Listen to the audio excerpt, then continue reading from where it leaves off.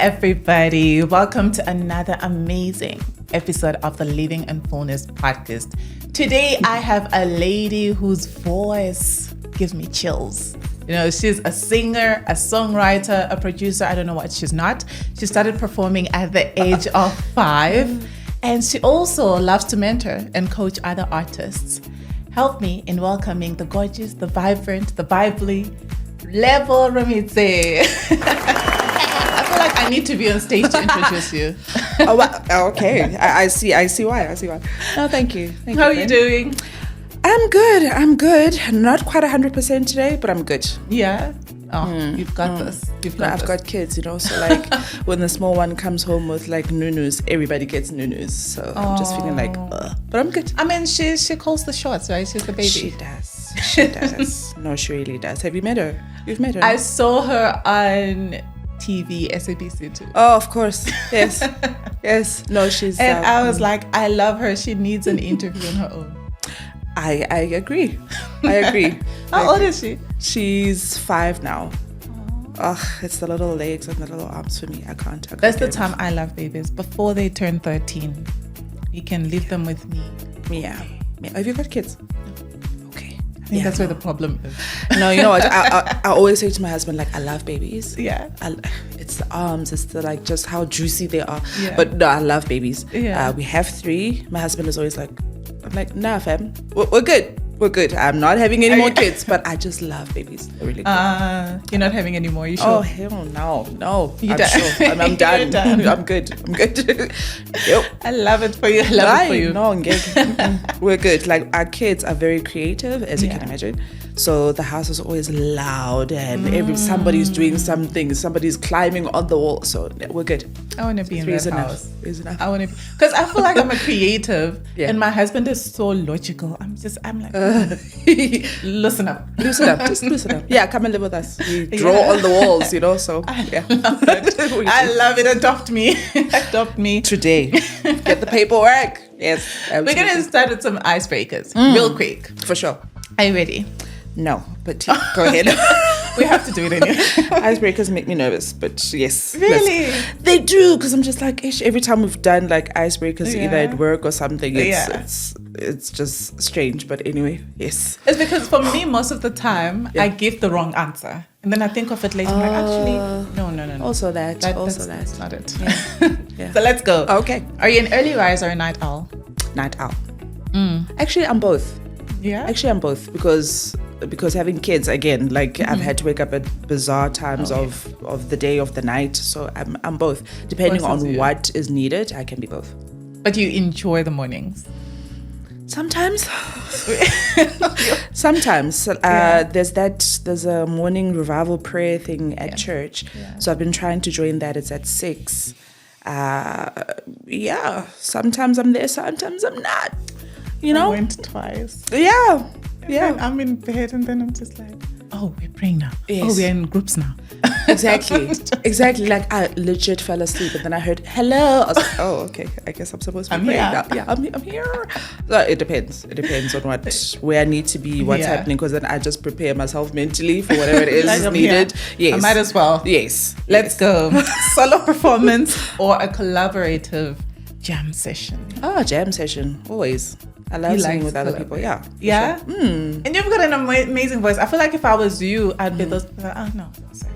I'm okay. So just just me. No, I love making music with people. I love our worship team at church because crazy human beings. I just love being around creative people for sure. And I think you are good at it because you know how to work with other people. I've seen singers that even if they're singing with other musicians, it almost feels like they're singing alone. But I think you make sure. You know, absolutely. I love. Because I mean, it's a stronger performance when you all just bring your A game. It's just better. Yeah, absolutely. Love it. Okay, lyrics first or melody first? Depends. As well, because sometimes I have music first, so I'll have like a progression that I'm hearing and then I'll write to that. Sometimes I just have a story first and then shape that into lyrics and then write something that captures the color and feel of those lyrics. So it really depends. It's both and. Love it. Jazz vibes or pop beats? Probably jazz, just because I'm jazz trained, and well, my degree is in jazz and pop, but nothing opens up your ear like jazz. I say this to singers all the time. I'm like, dude, you can do all the pop things and whatnot, but jazz opens up your vocabulary when it comes to music. So props to jazz for sure. What genre is Hello Sunshine? Hello Sunshine is probably it's probably, I'm gonna take these off because they're irritating me, sorry. Hello Sunshine is probably like a Afro pop maybe. Yeah. Because it is quite poppy. It's a summer vibe. Summer vibe, yeah. When watching the video, you literally feel like it's summer. Yes. It's very bright and sunny. Yes. I love it. For sure. Last one, lyrics that tell a story or lyrics that express emotion. I think lyrics always tell a story and express an emotion.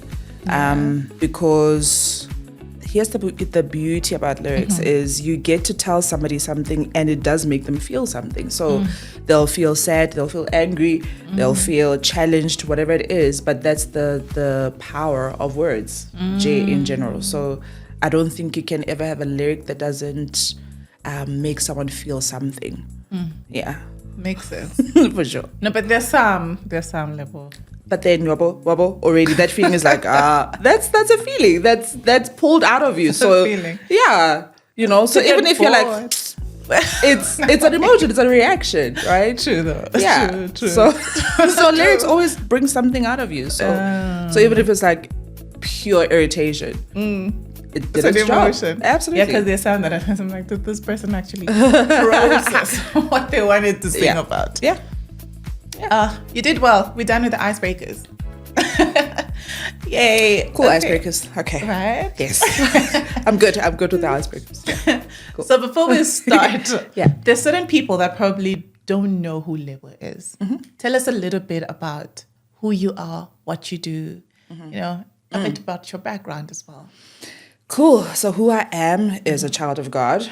That's who I am. I love it when people always ask, like, who are you? I'm like, God's child. Yes. That's who I am. Like, it's funny to me when people answer who they are by what they do. I'm just like, nah, fam, that's not who you are. So I love that that you asked, who are you? Crisis. What do you do? I love that. So yeah, first and foremost, I'm a child of God. I came to know Jesus around 2004, I think, which was late, but thank goodness he found me anyway. Always on time. Always on time, yes, because I grew up in some bizarre church, so I'm just mingling everything and a little bit of a background. Yeah. I grew up in some bizarre church, man. Like, that church didn't quite talk about Jesus like at all, actually. So I always had this thing in my heart, sort of like, man, there's more to this guy than what I'm getting here, because I'm getting like little snippets. I want to know who this person is. Fast forward, turns out that my sister got saved first, and she was going to a Christian school, and she was praying for me, to get saved and to know Jesus as well. So I moved to Durban to study something else. I didn't study music immediately. I studied something else. What did you study? Now I'm curious. I studied somatology, is the study of the body. So like massage therapy. Massage therapists actually study like physiology and anatomy and how the body works and things. It's not like it makes sense now, because you have to know where to touch, know what to do. Yes. Yeah. Absolutely. So somatologists know, like, it's a study of the body. So I studied that because my mom is a nurse, and I've always been fascinated by anatomy, medical things. I figure, like, if I wasn't a creative, I'd probably be in the medicine field, because I love it. I think it's so amazing. But no, not so much. You were telling me just now how much you loved math and whatever and whatnot. Yeah. So you could be a scientist, no? No, not so much. Okay. Okay. I was so bad at biology.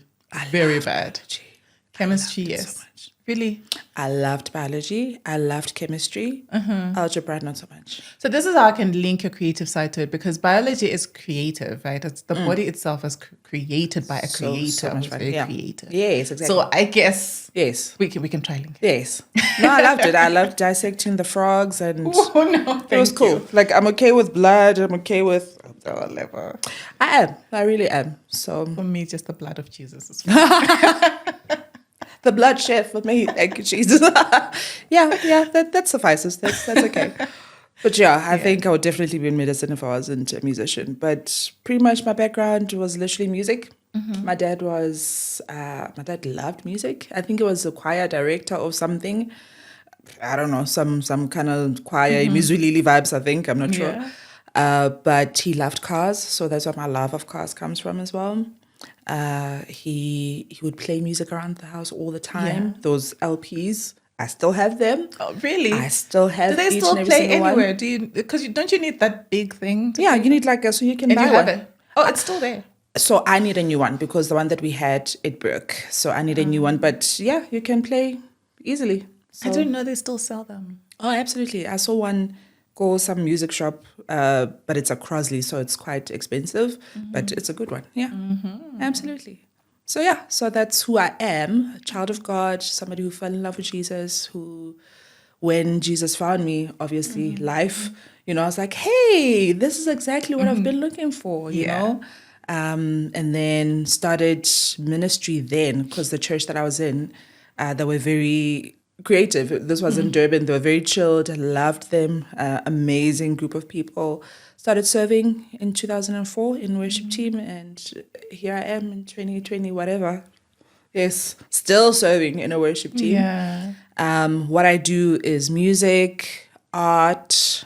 So like painting, I paint as well, and fine art. So my favorite subjects at school were biology and art. Oh, Absolutely loved art. I loved art. I took art. loved it. But for me, it was landscapes and plants only. That's all I can paint and draw. Yeah. Human beings, you've lost me. No. I can't do like your face now. Like draw me. No.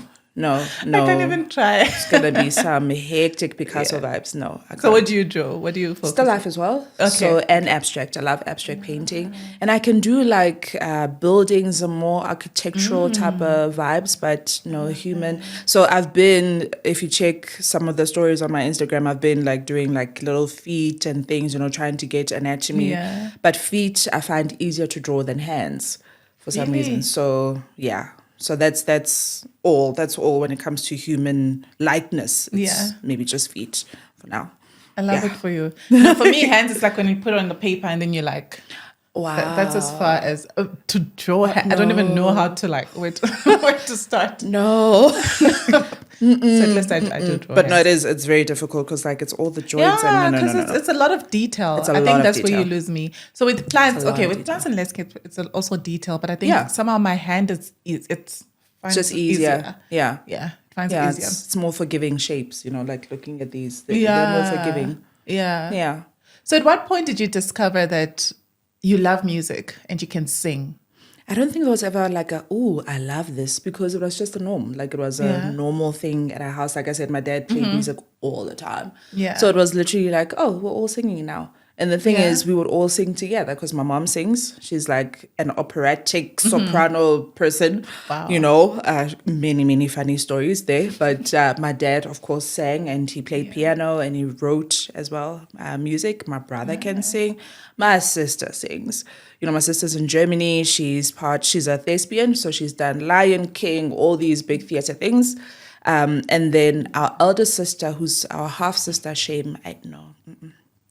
It didn't happen here for her, but we love her. So now we need to see. She's your half sister from the mom's side or the dad's side. From my mom's side. From my mom's side. So I'm just like, oh, mama. Then that means from your dad's side, that's where the gift comes from. Yes. But actually, because yes. No, I was just thinking with my mom's side, down the road somewhere, uncles and whatnot are they can actually sing. painters. So And paint. yeah, So they are cannot sing. creatives. They are creatives for sure. Nice. They are But then when creatives. was the first time someone actually, because when you sing at home, like when my sisters and I sing, we not, I mean, to each other, we're good. You know what I'm saying? Yes. But then at what Pop point stars. did you... We're like there, we're going. We're sure we can make an album right here. But then when you go out, you know that, okay, I'm not going to sing out here. Yes. So at what point did you know wonderful. that your voice is perfect for outside? Like, did anyone compliment you outside your family? Yeah, I would say that because we sang quite a bit at mom's church. So that's where like we started singing on like an actual stage in front of hundreds of people was at church. So for us to even do that, to hold harmonies, because it was my mom, my sister, and myself, like, Sibylle Trio, don't mess with us, like, excuse me. So we would sing at church, and people would be like, oh, amazing, blah, blah, blah, all of that. Yeah. But why I wanted to explore it was... we would sing, like we were part of many bands and things. Yeah. But you're in a situation or in a whatever, a gig or whatever it is, and people are like, the musicians, the instrumentalists, A major, go to it. I was like, what is A major? What is it? So that's when I was like, I think I want to know what people are saying. I want to know when they talk about chords and form and what that means. So that's when an aha moment, I suppose, happened where I was just like, actually, I want to study this and see what it is, And that's when I discovered like the craft of it, not just the talent. Nice. So you went to study jazz and popular music? Jazz and pop, yeah. So pop is pop popular music? Yes. Oh, it's the short for popular music? Yes, popular music. So do you see now, even if I was a singer... popular music. That's amazing. So tell me, did you find a difference in how you sing and how you approach music before and after studying? Yeah. Yes, because there's a knowledge now that backs you up, There's a difference between raw talent and also knowledge, So it's great when the two can mix. Because like I said, I can sing, I can hear the chords, I can hear the different textures in music, but then not knowing the technical side of it, like the education side of it, I felt was limiting. That's why I was like, I need to know everything about this. And then when I did study, I was like, okay, now I've got more vocab, now I've got more rooms that I can explore, more things that I can explore for sure. Is that what inspired you to do vocal training? Yes. Yes. So vocal training, because, I think people... saw my journey on Idols as a vocal coach, and then you get that, can you coach me? Can you coach me? Yes, even if I can't sing, ma'am. Coach me. Type of thing, exactly. And I'm like, I don't know, something that Cheryl Porter said, who's a famous vocal coach, that lady with the pink and the, she was saying that she didn't want to start vocal coaching. And her students asked her like all the time. And why she hesitated was you can literally break somebody's career. You can hurt someone. I completely hit your microphone. No, but like you can hurt someone, So she was just like, if I'm going to do it, I need to do it well, and I need to know what I'm doing. And she knows what she's doing. So that's amazing. But so it was that. It was a kind of like, okay, why do you want coaching? Why do you want me to coach you specifically? You can go to anyone else. Why me? Why me? Type of thing. And so just going on the journey for me, or like, do I want to take that responsibility on? Because it is a responsibility to help someone grow in a certain area, But I was like, okay, actually, this is fun. Like, it's actually fun. Like it's fun seeing someone go from, I can't do this, to thriving in this. I love it. That's interesting. So wait, tell me, with vocal coaching, because I'm looking at it like, is it modifying the person's gift, or is it teaching them from scratch? So it's both and, because I see people at different levels. So I've got clients who, the one client comes to me for her. Yeah. She's not going to record anything. She's not trying to be on stage. She just wants to sing. She just wants to be confident in her voice. She wants to love her voice. So it's from that to clients who are like, I'm getting ready for a tour. I need you to help me with this recording type of thing. So it's all the things. It's all the things. I have a crazy question. Yes, My I mind can is start thinking, vocal my coaching mind you is tomorrow. Yes. No, I'm coming. That one wasn't a question. Solid, My yeah. question, I don't want people to judge me, right? But I'm Judging looking you at the already. wooden mic, wooden mic Yes. people. So can you Yes. teach those guys how to sing? No, in that the wooden mic guys, and this is something that people don't necessarily know, is people know that they're wooden mic. Most people know that they're wooden mic, and they are Okay. literally coming for wooden mic. You know? Oh, they're competing for the wooden mic Yeah, trophy. because some people know, Hectic. dude, I cannot hold a note, but I want to be here because I Yeah. love the show and I love the people on it and all of Okay. that, you know. And then some people come and they think, oh, Beyonce, and we're just like, ma'am, Sorry. So you can't teach them. no. I mean, you can't.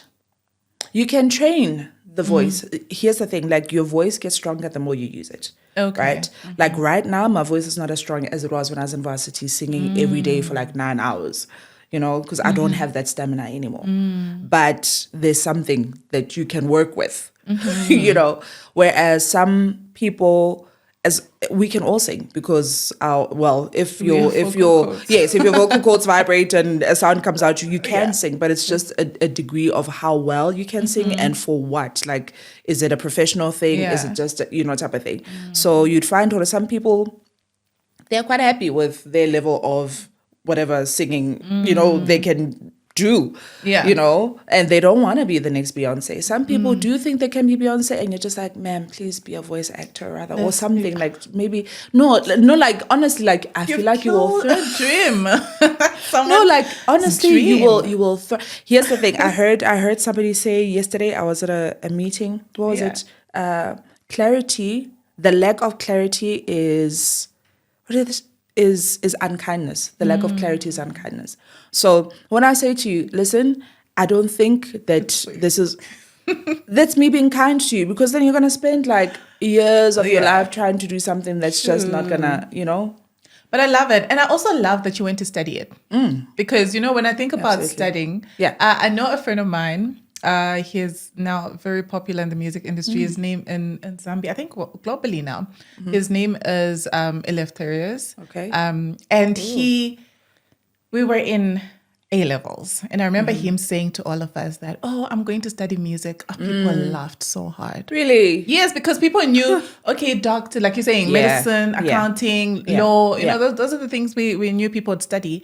And I remember him saying that and people laughing at him because all of us were saying, all those professions that everybody knows. Yeah. And when I really sat down and I've seen like how far he's gone with his career, like his music career, it's amazing because I think it brings a different perspective to music and how you understand it. And God gifts you with something, but then you also need to upskill yourself. You need to polish it up. Absolutely. And I think that's what you did. And it gives you more knowledge and you're able to approach things differently.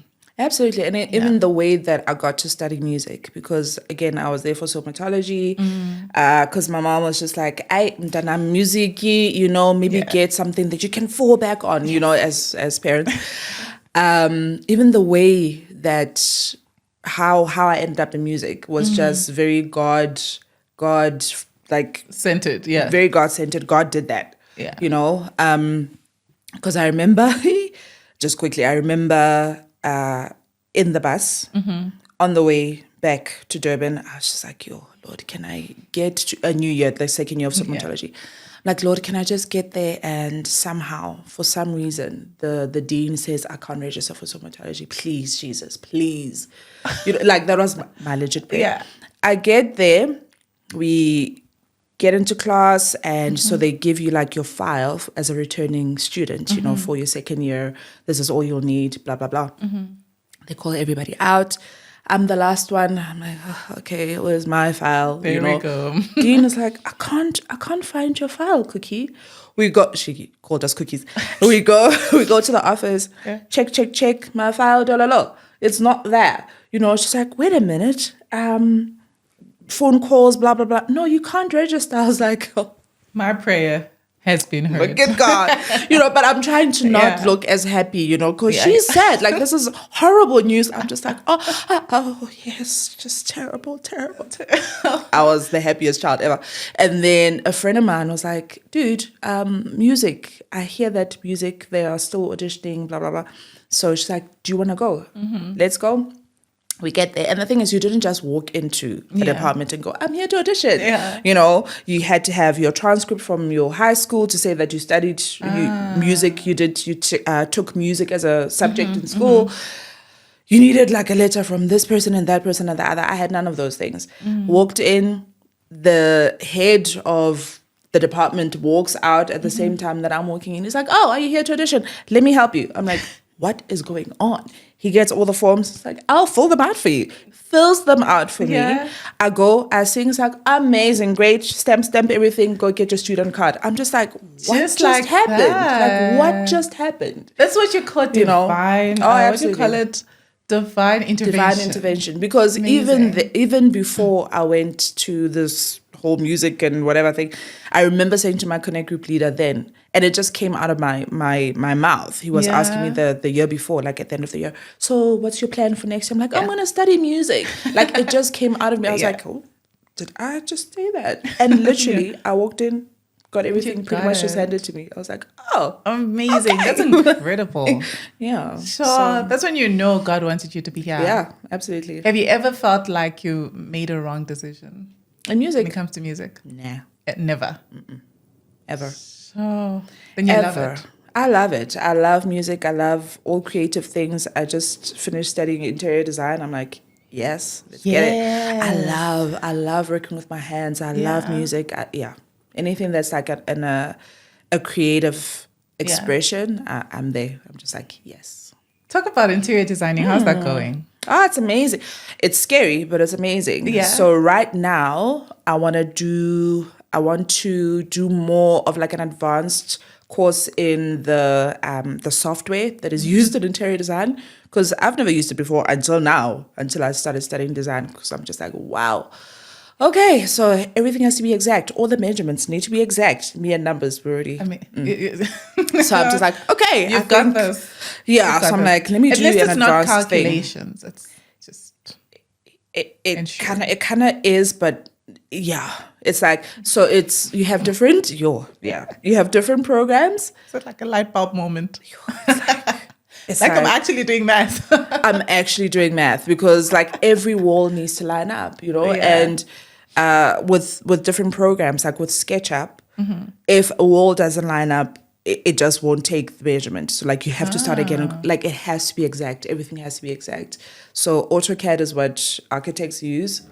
Interior designers use it as well. But it's like, where you pull things and then you see all the buildings in 3D and everything is just like, I love this. Teach me. I'm terrified, but teach me. Yes, because everything has to be exact. You can't be like a centimeter off on a wall. Yeah. So, yeah.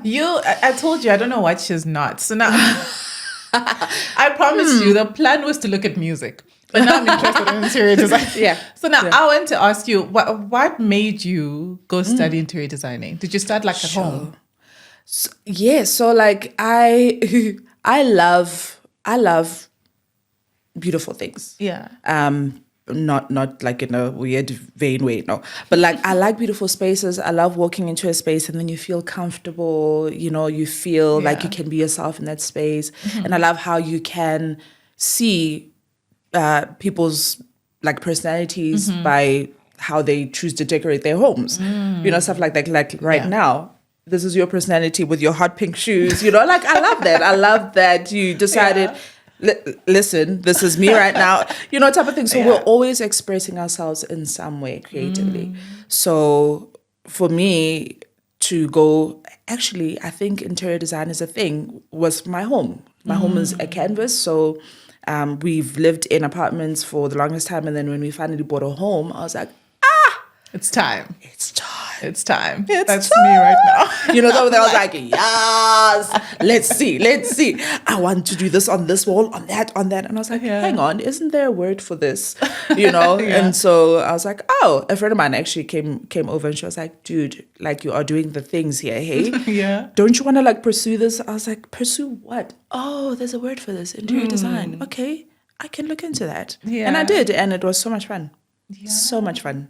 Absolutely. I mean, it's so much fun. I love interior decorating as well. I love it. I love it. And honestly, I always laugh and say, you don't always need to have a lot of money to be able to design your home. Absolutely. You have to be able to use whatever you have. Yeah. It's like cooking. Yeah. I feel if you're a good cook, you don't need to buy all the expensive spices in the world. Yeah. You just need to be able to use what you have. You need to know how to use it. Absolutely. Use what you have, know how to use it. And the thing is, like, it doesn't have to be, like you said. Yes. Like all these hectic changes, even just a wall color changes the space completely. Yeah. You know, just addition of a plant changes the atmosphere of the room completely. So, yeah. Amazing. Love it. Guys, Lebo is I mean, I love it. I feel like the more I talk to you, you're about to tell us something else. Oh, what else do you do? Well, spirit dance. No. So, Lebo, let's get back to music. Get back to music. Yes. What inspires your lyrics? Sure. Blanket answer, always Jesus. I feel like Jesus inspires most of just who I am. Yeah. And I know some of you are like, oh, what a Christian answer, but it's true. Yeah, it's true. Correct. Yeah. And then sometimes like it could be something that somebody says. So what I say to songwriters all the time is keep like a little book or something. If you hear something interesting, write it down. You never know. It could spark an idea for a song. It could be something that's a lyric, you know. So inspiration comes from different places. I wouldn't say that I generally like write about my life experiences, not exactly, not in a way that maybe like an Adele does, you know, but everything that I go through, I always connect it back to Jesus. So that's pretty much who I write my music for and who I sing about most of the time, if not my husband and children. But otherwise, yeah. Do you ever sing about love outside the love of Christ? Like, do you ever see yourself? Like, so Happy Sunshine was written for my husband, you know? Really? Yeah, I would never sing like, oh, touch my thigh. No. It won't be you. No, miss me. No. Why? No. No. We want that music. Oh, wow. I touch my thighs for my husband only. Let's not go touch my thigh. No. Absolutely not. No, okay. No. That's not you. We can sing about love and the concept of love and how love makes us fly, how love does all these things. The absolutely. Butterflies. But I touch my thigh, never. It wouldn't be you. TMI. For what? No. We'll convince you. Nope. Who inspires you in the music industry? Ooh, I have a lot of people. Yeah. You know what? I love music, right? But going back to the question, like, would I work by myself or collaborate? I love being around creative people. So a lot of people I tend to enjoy. I tend to enjoy who they are as well. So it's a lot. It's a lot of people. But just to add this, like if I feel like, oh, I love your music, and then I meet you and you're a horrible person, something switches off inside of me where I'm just I can't do it. It's like, you know, like when a car is coming to a stop and it's dying, that's me. Yeah. Like I will be here. And then if your personality really sucks, if you don't know how to treat people right, I'm like, I can't do it. Going down. Yeah, like you could have the most amazing voice, but I'm just like, oh, you're not a nice person. I can't do it.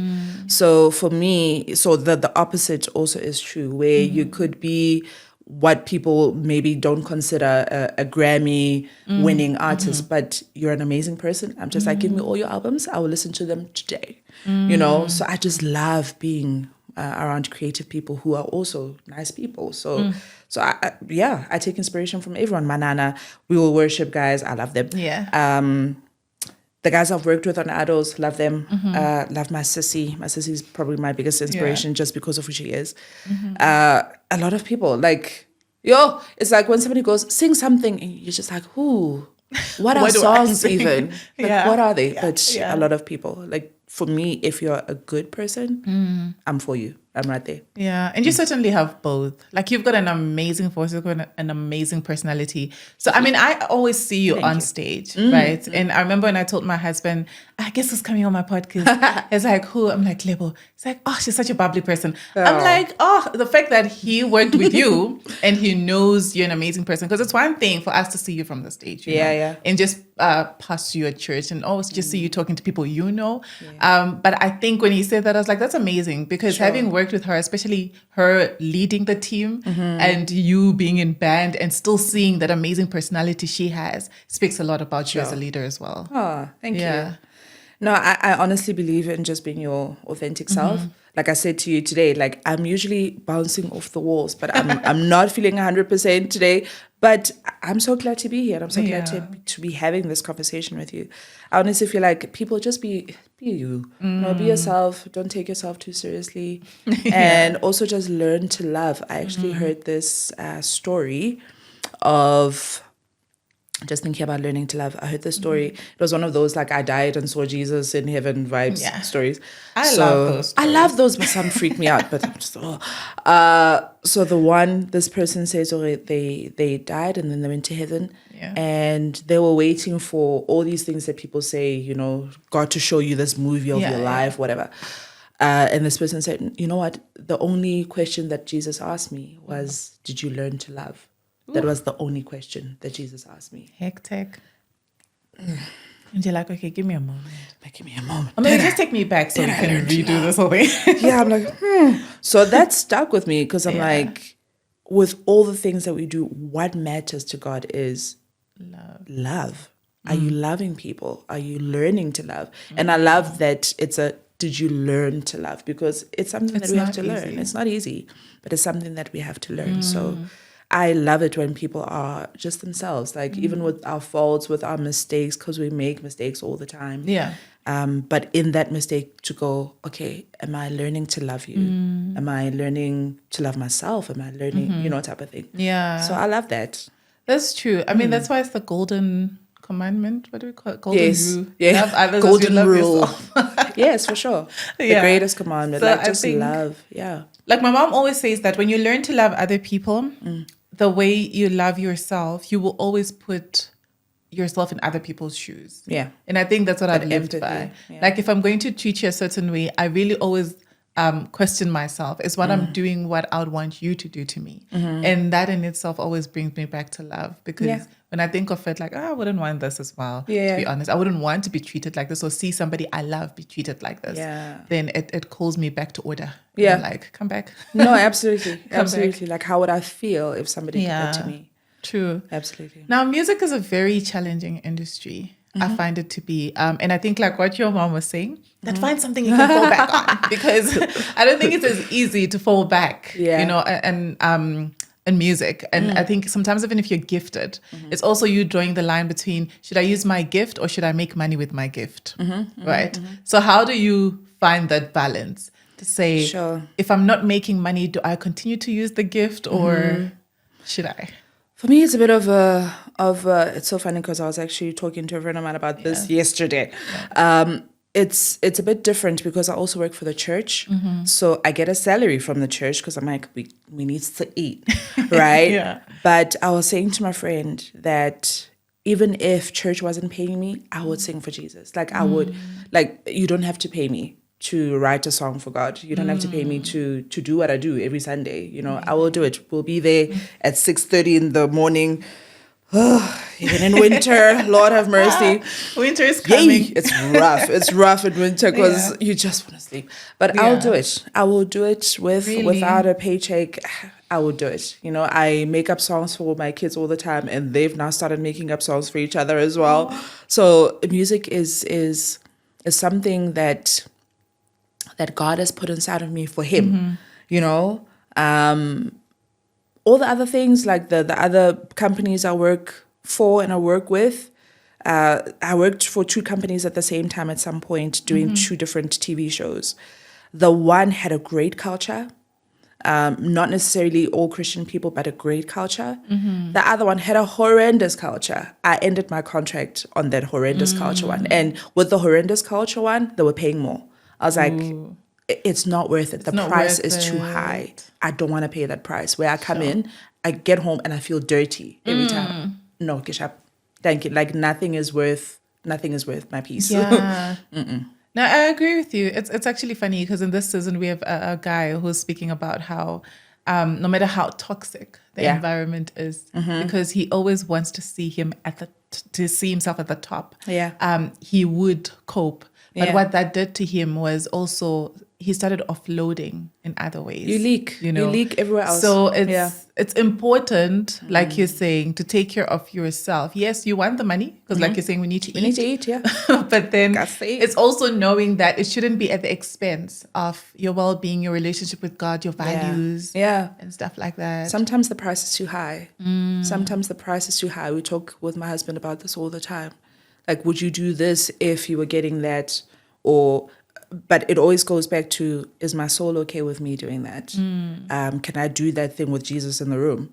Because he is, and if the answer is no, then no. Yeah. I shall not. I love it.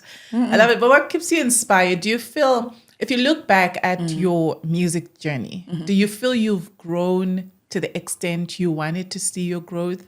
And what are some of the challenges you've faced? You know what, like not a lot of people, but a handful of people throughout my life have been on some like, but you could be doing more, but you could be headlining, blah, blah. I'm like, but what makes you think that I want that? Yeah. Like I'm actually quite content, and not to say, hore, there's no ambition. No, like I've done the stages, dude, like I've done the 3 months on a tour bus. I've done it, Kishap. I'm like, wonderful. If God takes me back there, I will do it. Here's the thing. I'm so sold out for Jesus that I'll do whatever he tells me to do. Right? So that's number one, just getting that out of the way. But I've done it. I've done the corporate things for government, for this, for that, and the other thing. Not saying, hore, I wouldn't do any of those things, like I said. But right now, I felt like God needed me to be in this space where I'm at.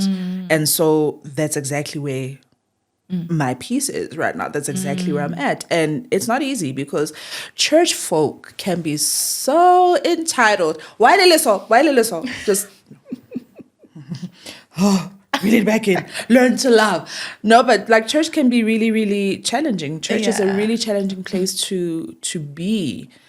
Because we forget that, like Jesus said, he came for the sick, not the healthy, right? And church is full of people who are learning how to do this life thing. And so they leak on everyone all the time about everything. And I'm just like, I'm exhausted of your stuff. Take your stuff and go home. Oh my gosh, like stop leaking on me. But so it's challenging. It really is. And it's definitely grown me as a person. I'm just like, hey, church. Hey, church is fire. Baptism of fire.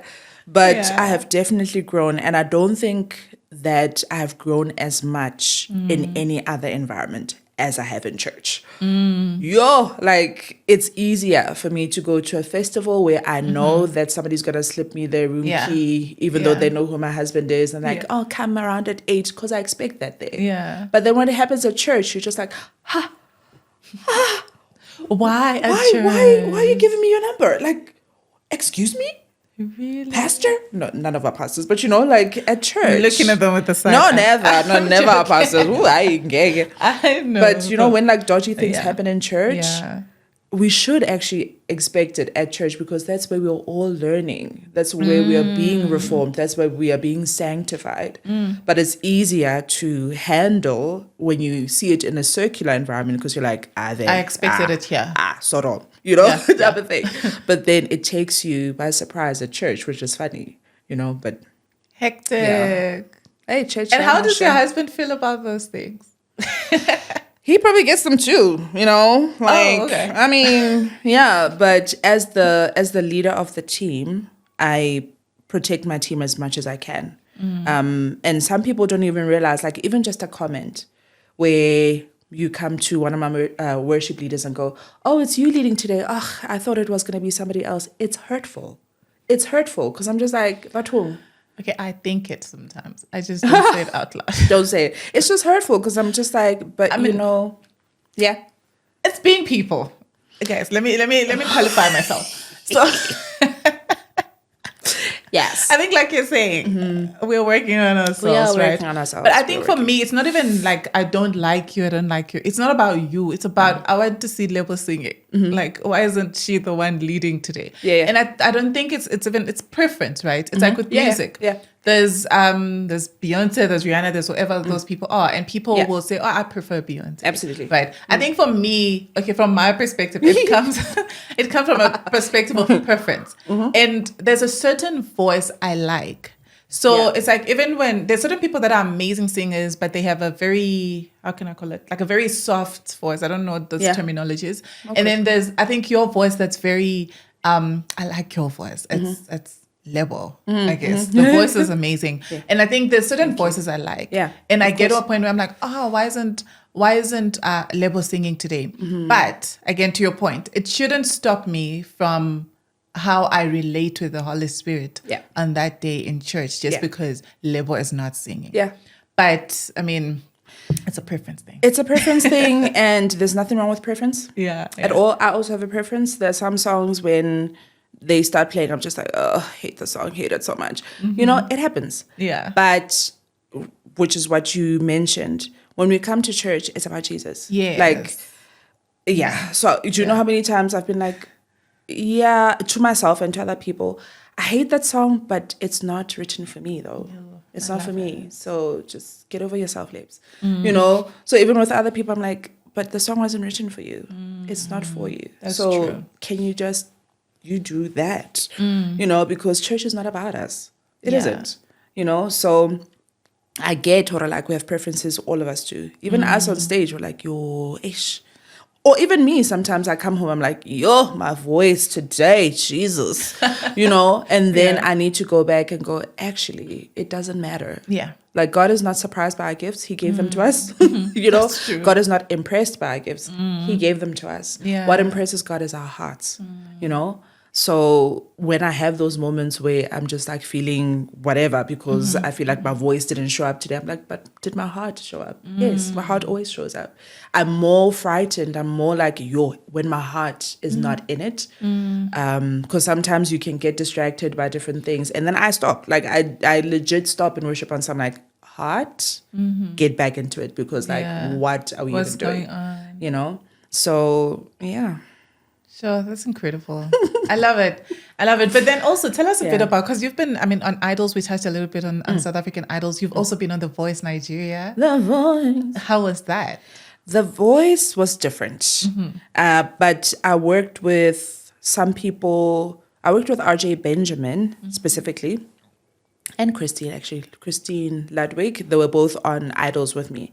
So we moved over to The Voice. At the same time as well, or the three of us moved over to The Voice. It was fun. It's a different show altogether, as you can imagine. Just like Clash of the Choirs is different to type of thing, and it was fun. Like it was a different way of approaching vocal coaching for those guys, and just the format of the show as well. It was actually fun. Yeah, it was good. It was a cool experience meeting the Nigerian artists as well. Yeah. Oh, my word. I love just Nigeria. So cool.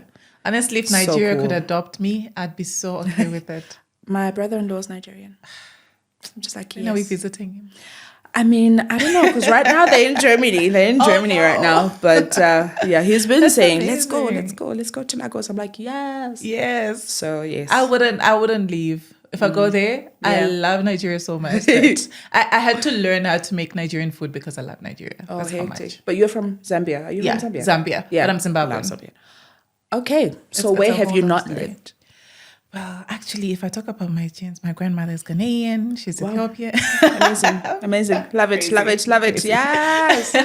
Wow. But yeah, so Zim, born, I don't want to say born and raised. So born in Zim, raised in Zambia. Okay. Because then my parents moved to Zambia. And for then work, for For life. work. And then my husband is Zambian. We met here, though. Sure.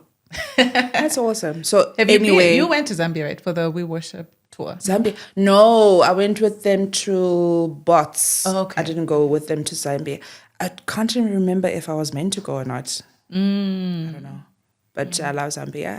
I had a friend who came from Zambia in school, and she would tell me about all of these things. I'm like, I want to go, but You no. should. I should, and we want to do, we love road trips as a family. So even if, like, we'll fly to like Dubai and whatever, but if we can drive there, we will. So we want to do Namibia with the kids and Vic Falls, but from the Zambian side. So it is Zambia, I'm not right? going to get into the Is it 3? It is Zim 3. Zambia. Yes. It's like it is, right? Yes. So what I do it from the Zambian side. That would be What nice. is it? Give it to me. I'm Lay it on me. wondering what inspired your choice of whether you want to go to the Zambian or the Zim side of Victoria Falls. Because we haven't been to Zambia. Like, I've done Zim, so we want to be somewhere we haven't been before. Yeah. No, I mean, people say it's more scenic on the Zambian side. Really? So it's a good choice. Yeah. It's a good choice. Yeah. We actually want to do a Cape to Cairo with the kids. So That's great. So pray for us, because we need a 4x4. Yes, We need a you 4x4. need it. You need it. That's incredible. I mean, in school, They're in homeschooling, so we can do school anyway. I'm telling you, I'm you, still going Jesus. to homeschool Halala. my kids. Well, we've drifted. So We have. let's we have. let's come back. Yes. So you're a songwriter. You are a producer. You're a singer. You're a creative. All these hats, one person. Sure. And you're a mother and a wife. It's a full-time job. So how do you balance it? How do you make sure one is not going down the drain whilst the other one is like rising? I don't. I don't balance. I really don't. I can't remember. I think it was Belinda, our worship pastor at Every Nation. She was saying that, we're juggling all the time, and we're trying to keep all of these balls in the air, but some will drop at some point, So this whole like, it's so balanced. Nah, fam. Nah, because a ball has dropped somewhere, So you need to be okay with not having all the balls in the air. So I don't aspire to have everything balanced.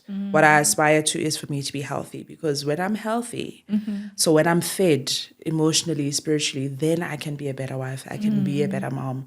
I can be more creative, so it's listening to myself. Like, I listen to my body. When I am tired, I'm not going to push for an extra hour to get that thing done, because quality, Yeah. So take a nap, like eat something and then take a break, go back in and see, creativity will be better, type of thing. So I'm trying to learn myself and my body, and feed my body what it needs, and part of that is rest as well. Yeah. It's rest and being Rest is part of kind. it. I feel like we're in a society where that whole idea of like, you need to have everything balanced is so pushed in our faces all the time, that rest is not seen as being part of that sometimes. You end up neglecting it. You neglect it, and the thing is, when you rest, you can do more. So That's true. And I think I keep saying this, that I keep hearing everybody speak about rest, and I think I need to learn to rest. I'm that person who will juggle everything. All the balls have to be floating somehow, Yes. even if I'm not using my Yes. hands. But I've also learned that things are seasonal, right? Things are seasonal. For example, if you start a new job, you're going to have to focus on that job. Yes. And then you get help. And that's the beauty of having a partner who's supportive as well. So if you and your partner are supporting each other, it also helps. It shouldn't just be an expectation of, okay, Lebo as a woman, she's a wife, she's the one taking care of everything kids related. But it's the fact that you're working together as well, and you're both into media. So how do you support each other in what you do as well? And like you're saying, there's a lot of challenges. She's a pretty wife, so people will come and do the most. The most. So how do you So funny. keep each other accountable and support each other's careers still? On being the most, I went to the garage the other day to fill up the car, and the attendant was like, I'm a hyena, right? He's telling me how he's a hyena, meaning like he goes after women, blah, blah, blah, and then proceeds to ask for my number. I'm like, but my guy, you just told me that you're a hyena, right? Yeah. Secondly, my daughter's right next to me, my 5-year-old. Thirdly, you can see the ring on my finger. Like, can you hyena somewhere else? Love you. Bye. Type of thing. I'm just like, the audacity. But that's crazy. I actually thought it was quite funny. We had a good laugh about it, but I was just like, guy, out of order. But when it comes to supporting each other, it's all faceted, right? Like you said, where for me, for example, if somebody walks up to me, and this is the line I get all the time, I just want to be your friend. I'm like, great, let's be friends. With my husband also. If you're my number, I'll give you his number. You can befriend him first, and then we can all hang. Yeah. But I'm not doing hanging with you like alone. Like, why? What? For what? Yeah. So people are always like, what do you mean? I'm like, we can be friends. Yes, it just I has love to be friendships together. Dude, and I legit love friendships. I can host you at my house, wonderful, but my husband will be there. Otherwise, what are your intentions? Because then that tells me what your intentions. No. And then on the other angles and the other sides is, you choose your partner, right? Yeah. You know why you choose your partner. And you make vows to this person. And so you're a scallywag if you don't keep to your vows as best as possible. We don't know people's circumstances. I'm not speaking to that. But you have to show up. If you vowed that you're going to show up for this person in good times and in bad times, you show up for that person. And you show up for them the way they need you to show up for them. So it's almost like a love language thing or concept. Like if I'm showing up for you the way that I feel seen, but it doesn't make you feel seen, then I'm not doing it right. It still counts for nothing. It counts for nothing. So I need to learn you, So that's how we need to be supporting each other is learn me. I'm going to learn you. I ask my husband questions like, okay, so who are you in this season? Yeah.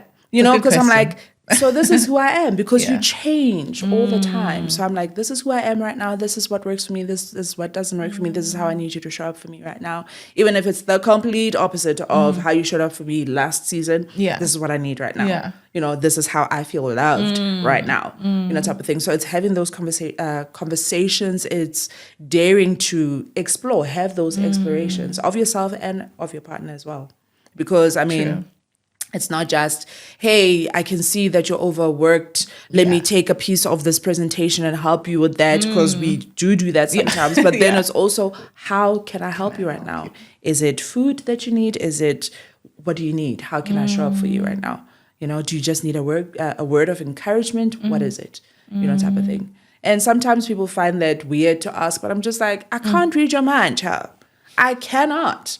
That's true. I can't read his mind. So I will ask, what do you need right now? Do you need a word of encouragement? And it's not contrived or whatever. It's, I will give you encouragement because I know who you are, and I'll speak to your soul and I'll pray for you and I'll pray with you.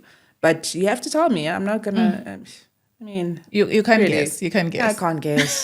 Because all the times I've guessed, I've gotten it wrong. So just tell me. Yeah, just tell me what it is. Tell me what it is. True. I'll tell you what it is, what I need. Tell me. Yes. I think that's the thing. Sometimes we have silent expectations and we expect the other person to deliver. And it's like, okay, they're not God. It's only God who knows what's on your heart. Yeah. Everybody else doesn't. So even with your partner, you need to extend grace, especially where you're not ready to share or you haven't shared your expectations. Yeah. You can't expect them to perform miracles, right?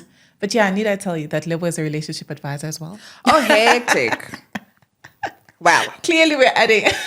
We're adding, I feel like we need to start a business, you and I, just relationship advance. Yes. Clearly I'll be a good PA because I'm able to identify your skills. Yes. I love this. Yeah, but I can't let you go without asking you this because I know you lost your dad at 5, right? I know that should have been, it's a lot considering how much of an inspiration it's been to your music journey as well. True. How has that shaped you, right? And do you think growing up with a single mom changed your perspective about life and how you choose to very much. approach life? Very much. There's a ministry called LL Ministries in Pretoria. I heard Pastor Simon talk about it once, and I was like, I want to go there. And I went there. And it was like a healing retreat. The things, you know when you get healed from things that you didn't even know that you needed healing from. So I would suggest everybody just go to LL. Even if you don't think you have healing to do, go. Because Holy Spirit comes after you. Like God... Like the greatest, besides the cross, the greatest picture of love for me was God taking me to LL. Because like he pursued me in all the things that I had in my heart. Why am I telling you this? I'm telling you this because I didn't know that I needed to heal from my dad dying. Like you would think, oh, it's obvious, but I was 5. I was 5, you know? Yeah, so you think I was just a baby, so. Yeah, I was like, okay. Yeah. And then you think, as you get older, that, oh no, I've dealt with it. You know, you don't see how that connects to how you make decisions, how you are, how you respond to different things. But it definitely affects you. And I didn't know this. It's a wound I didn't know that I had and I needed to heal from. And after going to LL, I was just like, oh, I am so much lighter. I didn't even know that I could be this light. Sure. But what I realized was my mom, single parent, very strong woman, Xhosa woman. I mean, she's 74, 75 this year. She still wants to do her washing by hand at 4 o'clock in the morning. I'm like, mother. I love it for her. She strong, beautiful, you know. So I love it for her. But I'm just like, buy a washing machine. Really. Yeah. But strong woman. So she had to be everything to us. And so I grew up with this picture of women are strong and they have to be. Like you can't. So even the concept of rest is something I struggled with. Because I'm like, if I'm just sitting down, am I being lazy? I'm just doing nothing. You know, freak out. But so this is the picture I have is the strong woman who's doing all the things. And so I'm like, cool. I need to be a strong woman doing all the things. And that works for me for a while, you know, which is great. Strong woman, hallelujah. And then I get married. I'm like, I need to be a strong woman who does all the things. And then you get to a point where you're just exhausted because you're like, hang on, but like, why do I have to be strong all the time? I don't want to be strong. I don't want to be strong. Like I want to be strong in other ways. I don't want to live in the strength that my husband lives in. Because we have different strengths, you know, and our strengths complement each other. So right now, I'm actually in that season where God is like, wonderful. Now that you've learned about rest, let's learn about where your strength lies and how that complements your husband. Because out of that, I became a natural leader. Like I can come into a situation, see what we don't have or see what's needed and then get it done. Even if like my mom called me the one time, example, roof is leaking, great. Drive to my mom, she lives in Laval, 45 minutes away. Get waterproofing material, go up to the roof, waterproof the house, done. You did it. Very much. And it's tight. It's been like 10 years. Sealed, you know, type of thing. But I'm just like, I could also easily just call a waterproofing company, you know. But like, you know, so it's silly example, but it's there's strength in also letting people show up for you. Strength doesn't mean always having to do it all the time because I got to a point where I was just like, I'm exhausted. I'm exhausted being everything to everyone all the time. And we're never meant to be everything to everyone all the time. That's Jesus. That is Jesus, bruh. That's not us. You know, so being you, learning who you are. So it was an identity thing. So in a very long-winded way, how that affected me was an identity thing. And we hear it all the time that girls take or get identity from dad. Yeah. You know, it truly is. It truly is. And I mean, God is so good that I did have male role models around me and all of that. But I needed this thing that I didn't know that I needed. I needed wait a minute. I need to acknowledge that dad did this and I was hurt here. Okay, I needed to heal from this, you know, type of thing. So it's now been a journey of God actually speaking identity to me and going, babe, it's really okay for you to ask your husband for help. Like, that's why he's there, you know, because it's been like... asking for help, but like twitching. Like, you acted out. I'm just like, I don't this water's not opening. I don't. You're not going to say, can you open it? I don't want help. don't want your help, burn the bra, type of thing. But I'm like, nah, fam, actually, there's a strength in being vulnerable as well. There's a strength in being feminine. And for me, it's now putting together what that means for me. I'm not going to wear pink from head to toe type of girl. Although I love pink. I mean, your shoes are banging. But that's not necessarily femininity. Like, that's not like the that's not what defines who a woman is. Exactly. Yeah. So now it's me going, oh, actually, I can actually just relax in this and go, oh, husband, you've got that, great. I don't have plan B. You're it. Yeah, I love it. But do you think it affected like the whole thing of your dad's passing and then your mom being a single mom? Yeah. Do you think it affected how you view God? Because I'm looking at it like God, I always say God being the father, how sometimes you can view your earthly father or how you can view the definition of what a father looks like can impact how you relate with God. It doesn't necessarily mean that if your dad was present, you think God is present, but it sort of shapes your thinking. Do you think there was an impact? Oh, very much. I mean, this is one of the things that came up at LL, where I was like, oh, really? Is that what I thought? Because what they do at LL is they have 2 counselors per each person. So like I was surrounded. I was surrounded, bro. So there's nowhere to hide. But what came out there was the idea of abandonment, where in some things, if I felt, oh, wow, my tummy is sore. If I felt, this is where I'm at, Nunu's 5-year-old, thank you.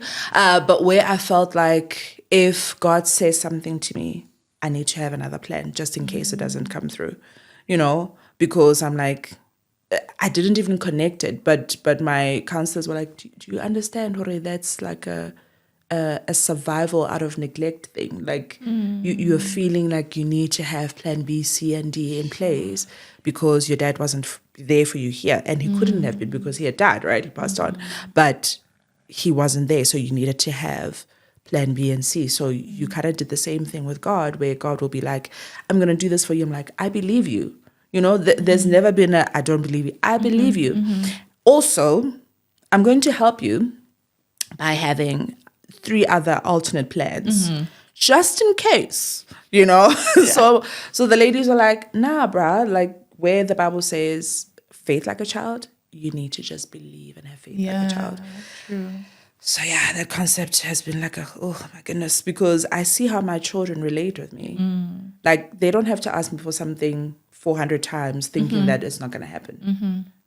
They're just like, Mom, can I blah, blah, blah, blah, have this? Great. And then they're off. Yes. Sometimes they're just like, great. They don't even wait for an answer because they're like, oh, we asked Mom, so obviously she's going to do happen. it. Type of thing. Yeah. And then when they hear no, they're like, hey, double take. Like, what? Let me hear that again.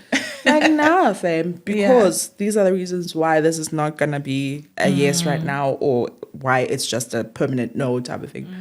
But it does. And I didn't know to what extent, but when I found out, I was like, oh, so that's why I would do this, because I'm feeling unsafe, because I'm like, but I don't think you're going to show up for me, even though I'm like, I believe you, but I'm like, just in case, so yeah. I love it. I love that you're working on it. Oh, always. And we always have work to do, to be honest, as Christians. We always have work to do. And what makes it easy is just knowing that we can't do it in our own strength. We can only do it through Christ as well. But lastly, before we let you go, what does living in fullness mean to you? Living in your purpose. And it's so sad for me when I hear people go, purpose, I'm running after my purpose. The only person who gives you purpose is Jesus. The only place where your purpose resides is Jesus. So somebody said it like this, wherever God calls you, that's the safest place you'll be. So it's sad for me when people are trying to figure this whole life thing out without God, because I'm just like, He made you. Where else are you going to get a better, vision for your life, purpose for your life, direction than the guy who made you? Like, it doesn't make sense, So living in fullness is just that, living connected to Jesus. Yeah. I love it. On that note, we have come to the end of the episode. Thank you, everybody, for watching.